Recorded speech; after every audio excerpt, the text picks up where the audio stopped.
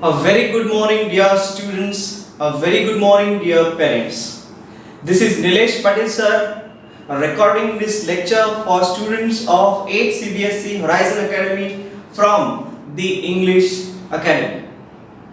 Dear students, in our live lecture on Zoom application and on Google Meet, we have covered some part of the very first story in your literature textbook, Honeydew, the best Christmas present in the world.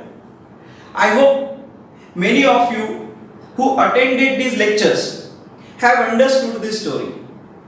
But some people could not attend the lecture on the first day, on the second day. Many of the students have joined anew. Now for you people, I thought I should record this lecture and cover the part that I have taught in these live lectures, so that you people can take the assignment that I am going to post on the group. My dear students, it will be a good revision for those students who have already attended these lectures. They have completed their homework. I must praise you people. Many of them sent me the homework, the photos on my WhatsApp, and this shows that you people are interested in the subject, you people are interested in your studies, and this is what is the strength of a teacher. This is what gives the strength to a teacher.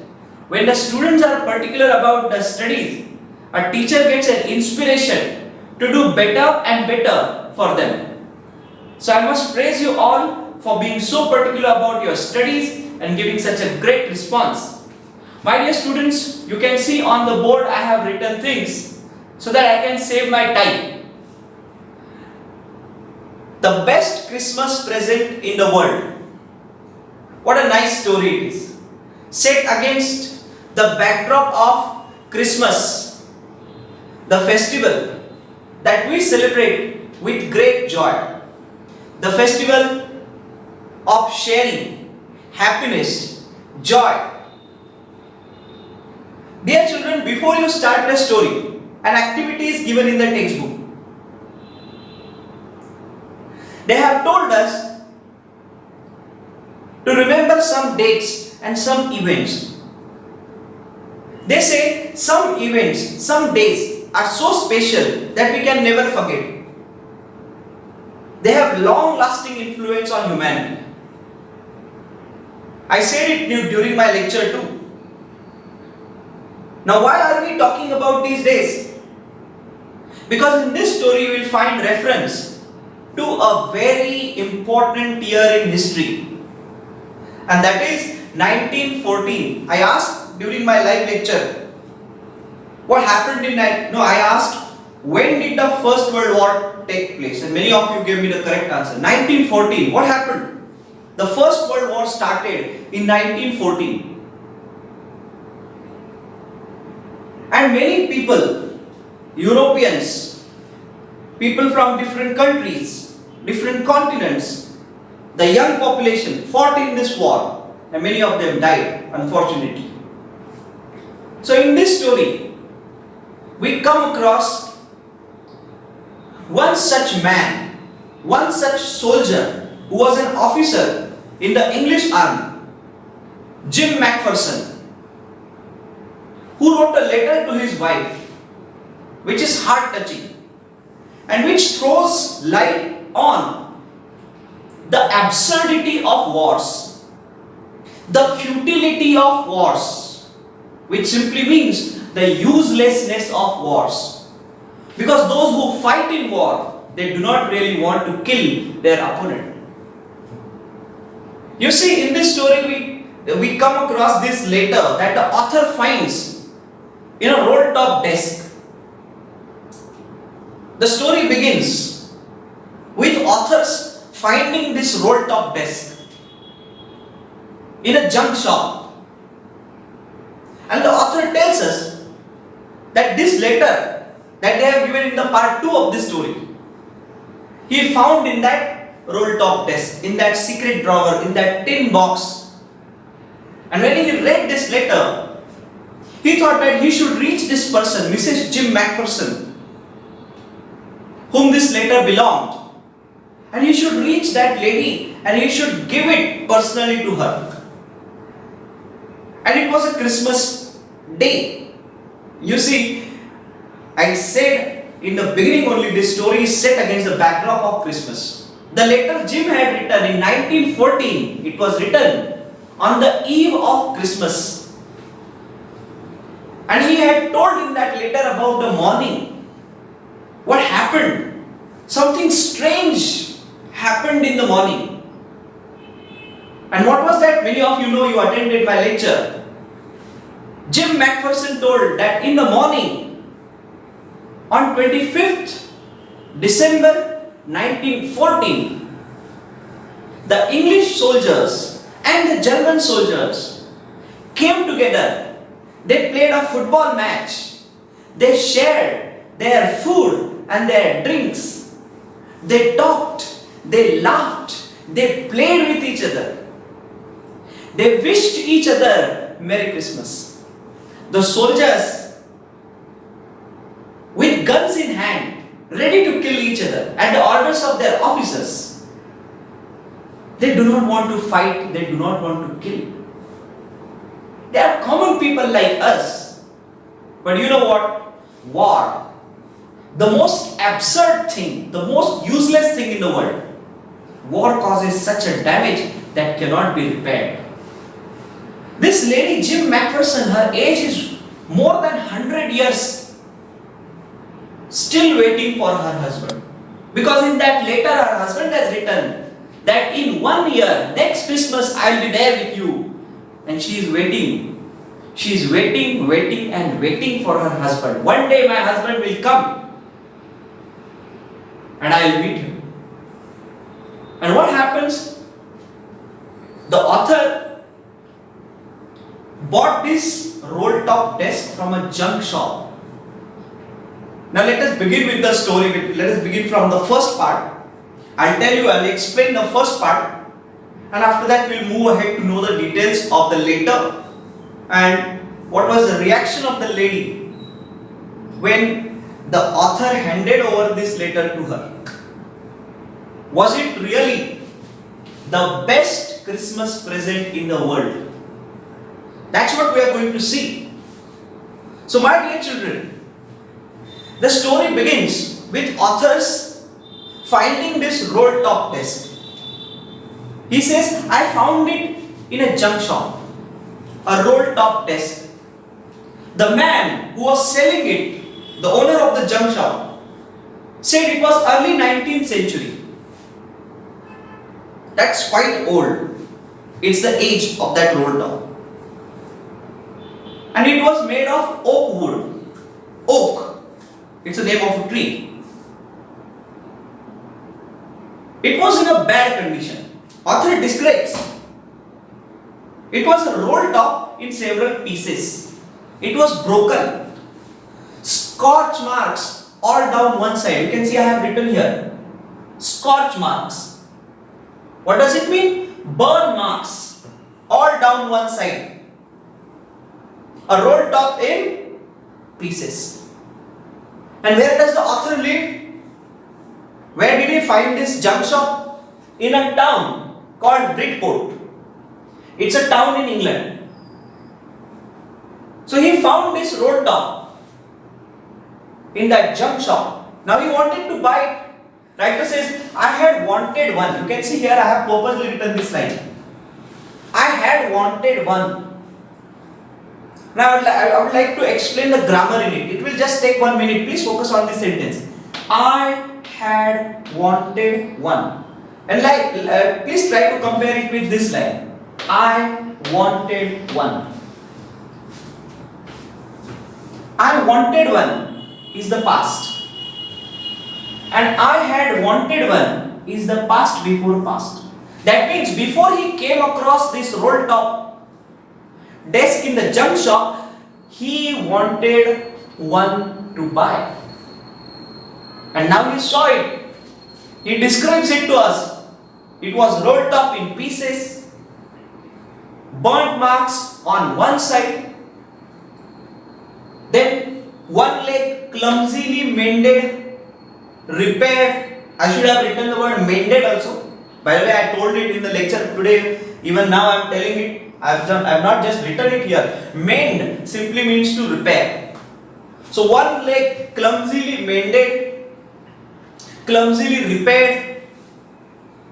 Clumsily means what? In an awkward manner. बेढंगे तरीके से. In Hindi, I found this nice word. In a clumsy manner, in an awkward manner, it was repaired. कैसे तो भी जुगाड़ करके.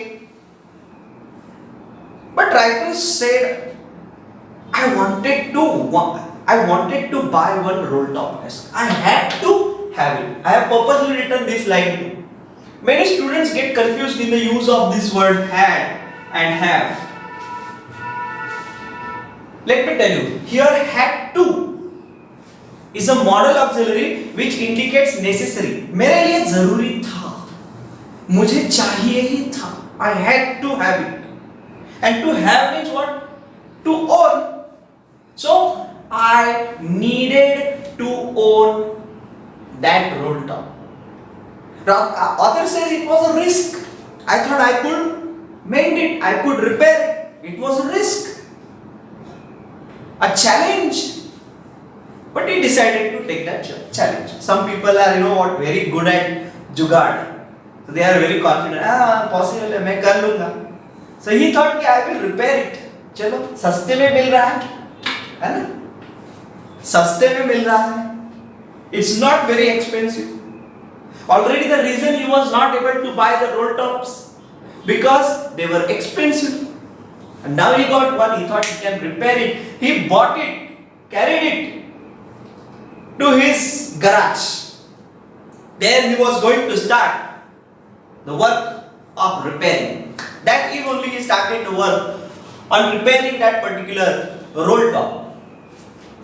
And then he began to pull out the drawers. You see, this roll top he described, the veneer on it, the covering on it. You know what? Wooden furniture is very often covered by cheap wood or plastic. So that is called veneer. The veneer had lifted almost everywhere, writer says. And the cause of the damage was probably water and fire. What had caused damage to that roll top? Water and fire. Here the writer uses very nice idiom. Idioms are special expressions. To take a toll on. That is to cause damage. Recently there was a cyclone. You might remember in Maharashtra, Konkan coastline severely damaged. Their crops were damaged.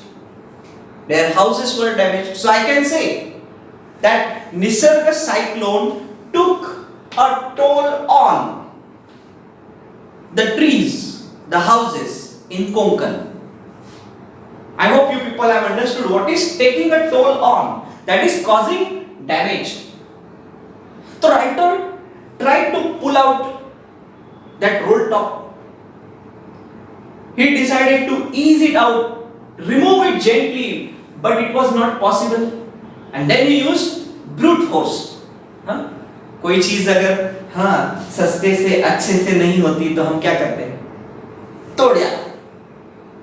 So he decided to use brute force with his fist, with the side of his fist. He hit the drawer.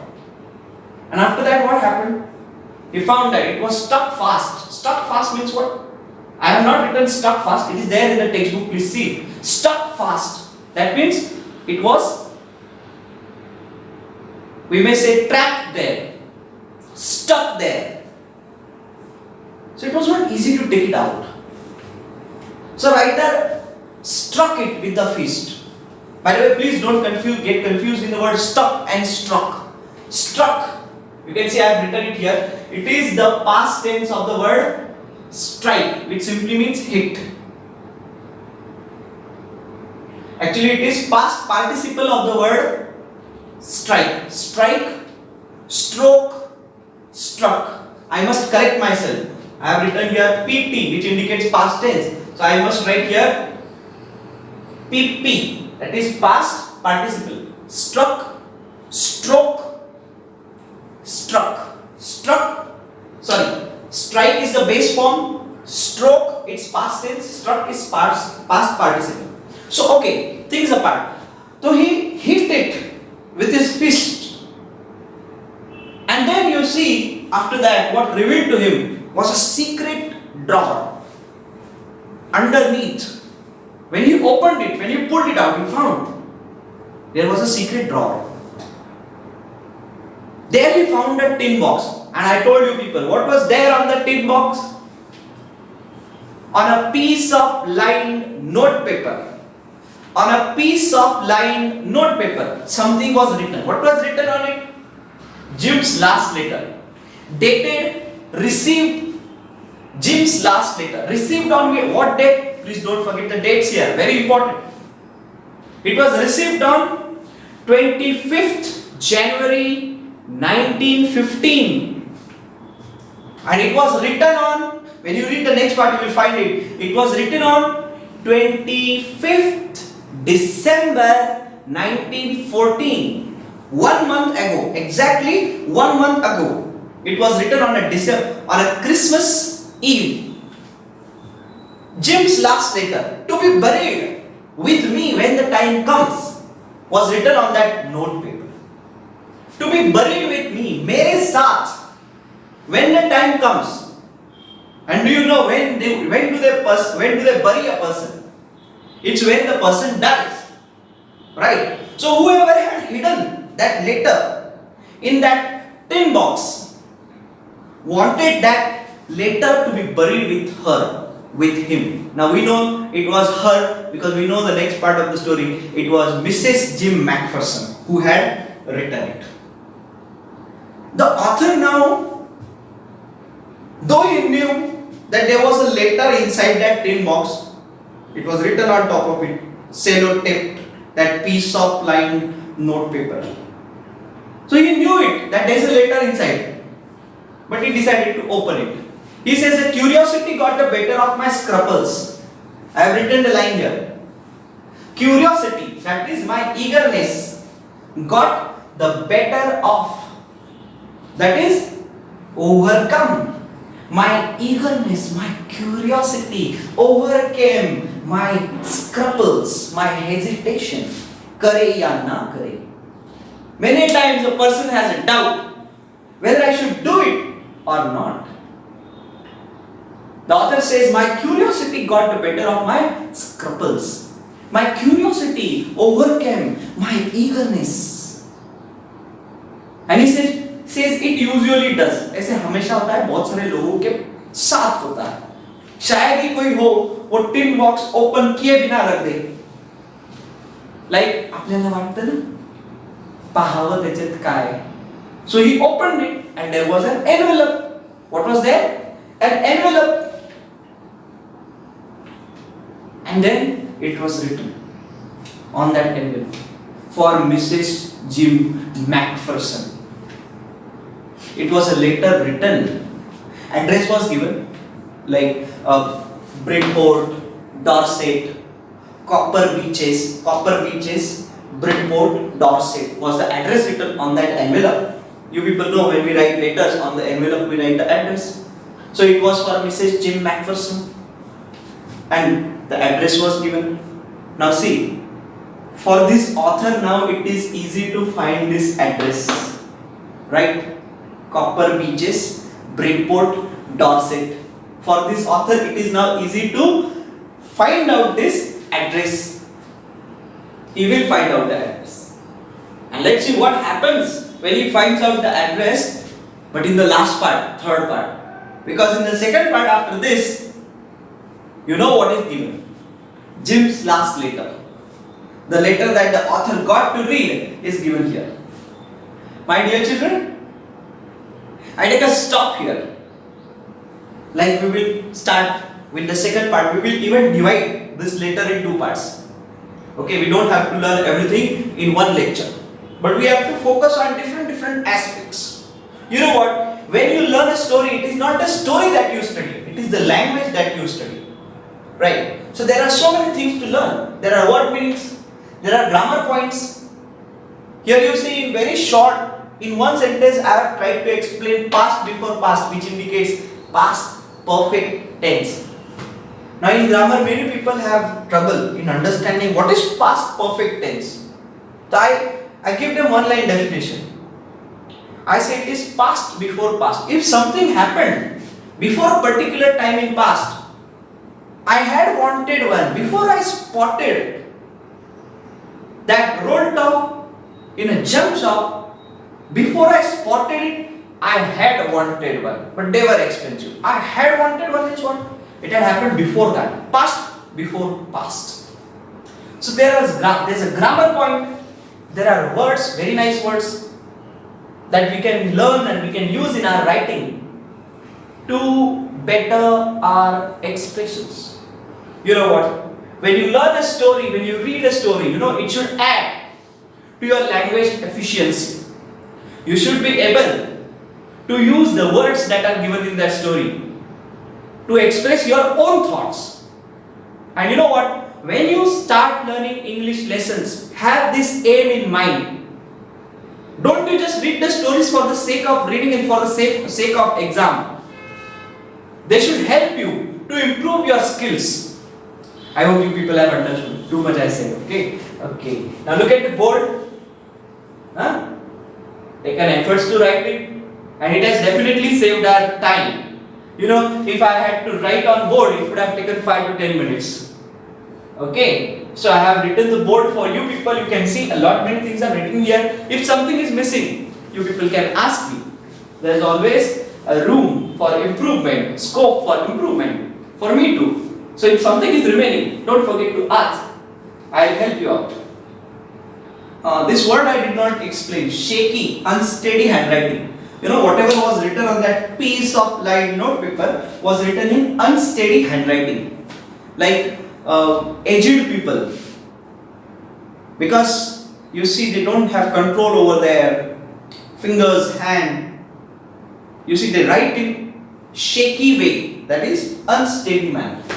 So maybe that piece of lined note paper was written by an old person. This indicates that note paper was written by an old person. I hope I did not miss out anything, and if I did, you people can ask me. Definitely I would like to help. With this, we take a stop in this first lecture, first part of this lesson. Thank you. Thank you for watching this lecture. Thank you for attending my live lecture.